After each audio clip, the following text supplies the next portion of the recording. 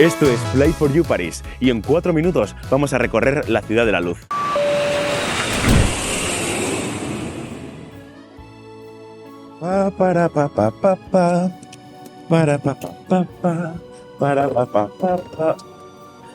¿Y quién no activa el modo romántico cuando se trata de la Torre Eiffel, de los Campos Elíseos, de Notre Dame? Por fin estamos en París.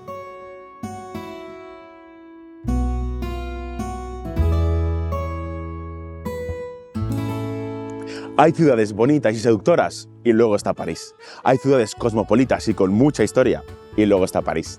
Hay ciudades inolvidables y sí, luego está París.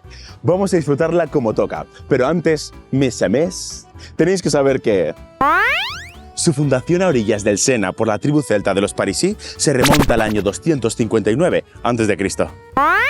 El kilómetro cero de París se encuentra aquí, frente a la Catedral de Notre Dame. En el Muro del Amor de Montmartre, las palabras te quiero aparecen escritas en más de 250 idiomas. Y ahora sí, ha llegado el momento. Vamos a recorrer París. Iniciamos nuestro recorrido en Pont Neuf, o Puente Nuevo, que en realidad no es el más nuevo, sino el más antiguo de la ciudad y uno de los más bonitos. Fue construido entre 1587 y 1607. Fue el primer puente de piedra, porque antes eran todos de madera, y fue el primero en cruzar el Sena de orilla a orilla. A tan solo 6 minutos caminando de Puente Nuevo, tenemos a una de las capillas más impresionantes de todo París, Les Saintes-Capelles, construida en el siglo XIII. Y de una capilla a una catedral. Estoy seguro que sabéis cuál es, pero por si acaso os lo confirmo. Señoras y señores, con todos ustedes, la Catedral de Notre Dame. Es uno de los monumentos más famosos y más visitados de París, y una de las catedrales góticas más antiguas de todo el mundo.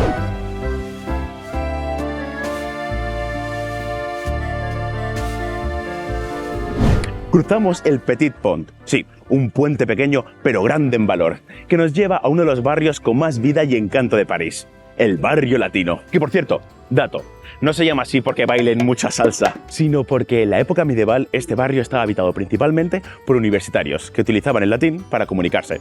Y aquí encontramos la librería Shakespeare & Company, considerada como una de las más bonitas del mundo. El Panteón de París, donde se encuentran las tumbas de grandes personajes como Marie Curie, Victor Hugo o Alejandro Dumas. Los Jardines de Luxemburgo, uno de los lugares preferidos por parisinos y turistas. Salta a la vista, ¿por qué no? El Sena nos pilla de paso y pasear por sus alrededores es algo que no puedes dejar de hacer en París. Es ponerse a caminar y encontrar lugares como el Pont des Arts, el primer puente de hierro de la capital francesa. Y desde aquí pasamos al el Museo del Louvre, o la Casa de la Mona Lisa. Es el museo más importante de Francia y el más visitado del mundo. Actualmente hay 35.000 obras expuestas. Se necesitan 2 días para ver el museo entero. Nuestra próxima parada es la Plaza de la Concordia, la segunda más grande de Francia y una de las más representativas. Desde el obelisco podemos ver los Jardines de las Tullerías con el Louvre de fondo y en el sentido contrario, los Campos Elíseos y el Arco del Triunfo. ¿Qué? Lo veíais venir, ¿no? ¿Cómo no íbamos a darnos un paseo por los Campos Elíseos? Sus alineados árboles plantados de extremo a extremo transforman esta avenida de 2 kilómetros en un auténtico espectáculo. En el recorrido de los Campos Elíseos ya divisamos uno de los monumentos más famosos de París, el Arco del Triunfo. Napoleón ordenó construirlo y simboliza las victorias del ejército francés bajo su mando. Tiene una de las vistas más bonitas de todo París. Y aquí nos despedimos de París. ¡Que no! Imposible de toda imposibilité venir y no visitar uno de los símbolos más emblemáticos, idealizados y visitados de esta ciudad y de todo el mundo. La Torre Eiffel mide 300 metros de altura. Pensar que se plantearon destruirla en varias ocasiones. El motivo fue porque muchos artistas de la época pensaban que era algo así como horrible.